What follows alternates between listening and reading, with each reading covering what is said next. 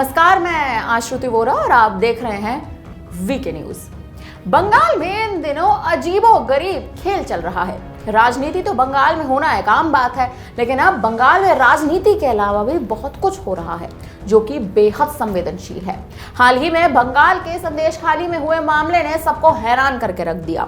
संदेशखाली की महिलाओं के यौन शोषण के आरोपों के बाद, उनके साथ हुई दरिंदगी के बाद ये मामला आग की तरह बढ़ा। उन महिलाओं ने दावा किया कि शाहजहां शेख का संदेशखाली में इतना दबदबा रहा है कि उसने कई सालों से महिलाओं की जमीन पर जबरदस्ती कब्जा कर रखा है। दावे के अनुसार शाहजहां शेख के गुंडे उन महिलाओं को यौन उत्पीड़न करते हैं। महिलाओं का दावा था कि टीएमसी के गुंडे घर घर जाते हैं। शाहजहां शेख नाम का ये व्यक्ति असल में टीएमसी का एक नेता है, जिस पर यह दरिंदगी करने का आरोप इन महिलाओं ने लगाया है।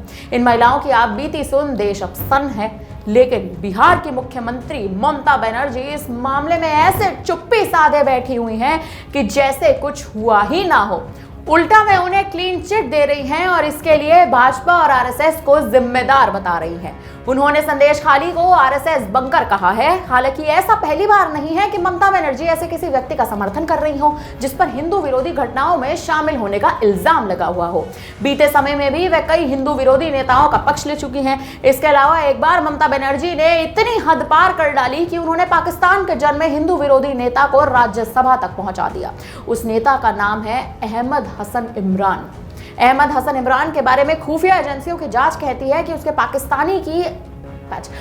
पाकिस्तान की आईएसआई से संबंध थे। वे अलीगढ़ मुस्लिम विश्वविद्यालय में प्रतिबंधित इस्लामी आतंकवादी संगठन students Islamic movement of India यानी सिमी का संस्थापक सदस्य था। इसके अलावा उसने जमाते इस्लामी यानी जमातुल मुजाहिदीन और अन्य इस्लामी आतंकवादी संगठनों के लिए भी काम किया था। राज्यसभा सांसद अहमद हसन इमरान के बारे में खुफिया एजेंसीज कई बड़े खुलासे कर चुकी हैं। उसके आईएसआई कनेक्शंस भी बता चुकी हैं। बता दें कि 13 फरवरी 2013 को मौलवी रोहुल कुद्दुस की कथित हत्या को लेकर कट्टरपंथी इस्लामी भीड़ ने नलियाखाली गांव के हिंदुओं पर कहर बरपाया था। उस हिंदू विरोधी हिंसा का मुख्य साजिशकर्ता था अहमद हसन इमरान। रिपोर्ट बताती हैं कि इस कांड के चलते करीब 200 घर जला दिए गए थे। लेकिन हैरान कर देने वाली घटना तब हुई जब 2014 में इसे सांसदी दे दी गई। अहमद हसन इमरान मुस्लिम युवाओं को भड़काने और उन्हें बम और अन्य हथियारों को सप्लाई करने का भी आरोप उन पर लगाया गया है। लेकिन इन सभी आरोपों के बावजूद भी इसे टीएमसी में सांसदी का पद दे दिया गया।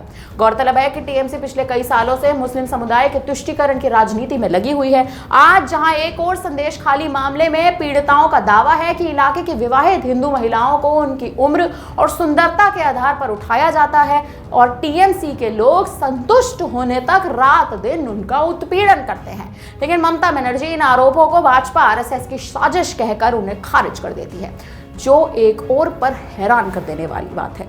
लेकिन देखा जाए तो जिस तरह से टीएमसी के नेता जिन पर यह आरोप लगा है हिंदुओं के खिलाफ इस तरह से बर्ताव करने का, और जिस तरह से ममता बनर्जी इस पर चुप्पे साधे हुए हैं, और ये अभी से नहीं, ये पिछले कई समय से ममता बनर्जी करती आ रही है कि उनके ही नेताओं पर जिन पर लांछन होती है, जिन पर सवाल उठाए जाते हैं, उनको ममता बनर्जी एक खरी खोटी भी नहीं सुनाती।